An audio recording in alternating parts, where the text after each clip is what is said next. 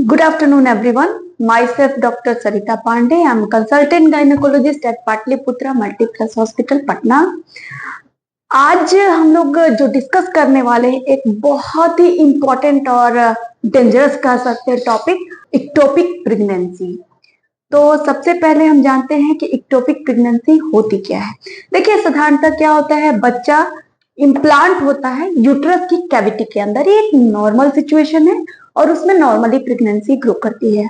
अब ये प्रेगनेंसी अगर यूट्रस के अलावा कहीं भी इम्प्लांट हो जाए यूट्रस के बाहर, उसको हम लोग इक्टोपिक कहते हैं। ये ट्यूब्स में हो सकती है, ओवरी में हो सकती है, सर्विक्स में हो सकती है, स्कार टिश्यू में हो सकती है, पेट के अंदर और कहीं भी हो सकती है।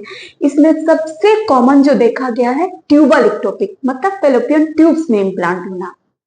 अब हम जानते हैं कि फेलोपियन ट्यूब्स में प्रेगनेंसी इम्प्लांट क्यों होती है। तो या तो आपका फेलोपियन ट्यूब जेनेटिकली लंबा हो, या फिर पेल्विक इन्फ्लेमेटरी डिजीजेज हो, या पहले ट्यूब्स की कोई सर्जरी हुई हो, या फिर आपके यूट्रस कैविटी के अंदर कोई इंट्रायूट्राइन डिवाइस लगा हो, या फिर आप प्रोजेस्टिन ओनली पिल लिए हो, या कोई कॉन्ट्रासेप्टिव ले रहे हो, तो आपके ट्यूब्स में प्रेगनेंसी, ट्यूब में पहले प्रेगनेंसी बनती है और ट्यूब्स उसको ढकेलते हैं यूट्राइन कैविटी की तरफ नॉर्मली। लेकिन जब ये ट्यूब्स नहीं ढकेल पाते हैं तो वो ट्यूब में ही पनप जाती है। ऐसा नहीं कि सिर्फ जो सिचुएशंस मैंने बताए इन्हीं को ट्यूब में अटक सकती है, किसी को भी हो सकती है। अब जरूरत है ये जानने की कि अगर आपके ट्यूब में प्रेगनेंसी है तो इसको आप कैसे जाने और कैसे इससे बचे। क्यों खतरनाक कहा मैंने, क्योंकि ट्यूब्स बहुत पतला होता है, यूट्रस तो बड़ा होता है। अगर उसमें बेबी आता है तो वो पूरा ग्रो करके उसको स्पेस देता है और नॉर्मली प्रेगनेंसी चलती है। लेकिन ट्यूब्स के पतले होने की वजह से ग्रोइंग फीटस का तनाव वो झेल नहीं पाता और वो फट जाता है, और तब होता है एक मैसिव हेमरेज। बहुत ही ज्यादा ब्लीडिंग होती है पेट के अंदर, जो कि बहुत ही खतरनाक है। तो आपको क्या करना है, इसको फटने के पहले डायग्नोज करना है। कैसे भाई? तो मान लीजिए कि आपका पीरियड मिस हुआ, मिस होने के साथ आप प्रेगनेंसी टेस्ट करें। किट से आजकल सब कोई घर पे टेस्ट कर सकता है, कर लीजिए। करने के बाद अगर आपको प्रेगनेंसी कंटिन्यू करना है, वेल एंड नाइस। 15 दिन के अंदर, यानी आपका लास्ट पीरियड से 15 डेज ओवर होता है, उसको हमारे हिसाब से 6 वीक्स प्रेगनेंसी कहा जाएगा। तो उसको ट्रांसवजाइनल सोनोग्राफी कराइए, करा के लोकलाइजेशन करा लीजिए कि आपकी प्रेगनेंसी यूट्रस में ही तो है। अगर आपकी प्रेगनेंसी यूट्रस में है, निश्चिंत हो जाइए, निश्चिंत होकर अपना ट्रीटमेंट कराइए।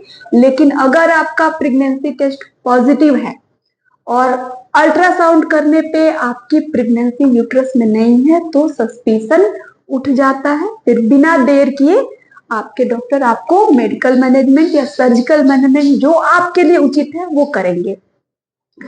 अब आता है एक और ग्रुप ऑफ पेशेंट्स आते हैं, प्रेग्नेंट हैं, प्रेगनेंसी नहीं चाहते हैं, डॉक्टर से बिना सलाह लिए दुकान पे चले जाएंगे, एमटीपी किट खरीदते हैं और खा लेते हैं, बिना डॉक्टर की सलाह लिए, बिना अल्ट्रासाउंड कराए या बिना किसी कंसल्टेशन के।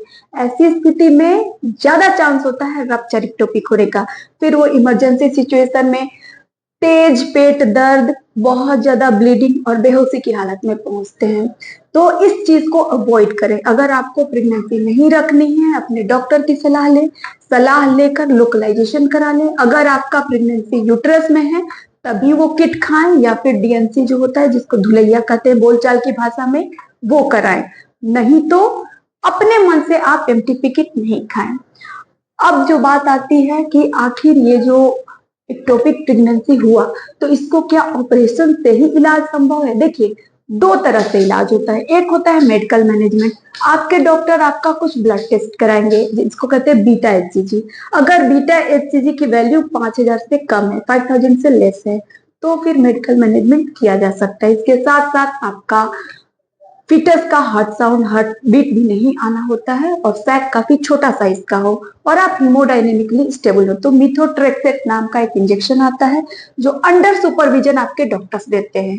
अगर आप इस कंडीशन को फुलफिल नहीं कर रहे हैं तो सर्जिकली लैप्रोस्कोपिकली आपका ऑपरेशन करके देखा जाता है, ट्यूब्स अगर बचाने की स्थिति हो तो बचा दिया जाता है। बेहतर यही होता है कि अगर एक बार ट्यूब में एक्टोपिक आ गया है तो उसको काट के निकाल दिया जाए। खैर वो ऑपरेशन के समय आपके डॉक्टर डिसाइड करते हैं।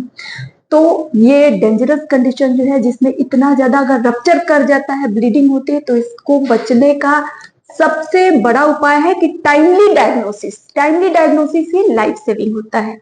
अब एक और सवाल आता है लोगों के मन में कि एक बार अगर इक्टोपिक प्रेगनेंसी हो गई तो क्या दोबारा इसके चांसेस हैं? हाँ, बिल्कुल। जिनको एक बार एक ट्यूब में इक्टोपिक प्रेगनेंसी हो गई उनको दूसरे ट्यूब में होने के 15% चांस है। तो इसीलिए काफी सजग रहना होता है। अब एक बार अगर आपको इक्टोपिक प्रेगनेंसी हो गई तो दोबारा आप कब कंसीव कर सकते हैं, ये भी काफी लोगों के मन में सवाल होता है। तो इसका जवाब है कम से कम 3 महीना आपको प्रेगनेंसी नहीं लेनी है। 3 महीने बाद आप प्रेग्नेंट हो सकते हैं। अंडर सुपरविजन आपको हमेशा अपने डॉक्टर के इलाज में रहना है, देखरेख में रहना है। तो इक्टोपिक प्रेगनेंसी एक जानलेवा कंडीशन है। एक और चीज आपको खास ख्याल रखनी है, अपना ब्लड ग्रुप हर कोई करा के रखे। हर पेशेंट को चाहिए अपना ब्लड ग्रुप करा के रखे, ताकि कोई अगर ऐसी इमरजेंसी सिचुएशन आती है तो ब्लड ग्रुपिंग करने में, ब्लड अरेंज करने में टाइम वेस्ट ना हो और समय रहते आपकी जान बचाई जा सके। अगर आप भी ऐसी समस्या से जूझ रहे हैं या कोई है जो इस तरह की परेशानी से ग्रस्त है तो बेझिझक आकर पाटलिपुत्रा मल्टीप्लस हॉस्पिटल में आप मिल सकते हैं। यहाँ पे हर तरह का इलाज संभव है। धन्यवाद।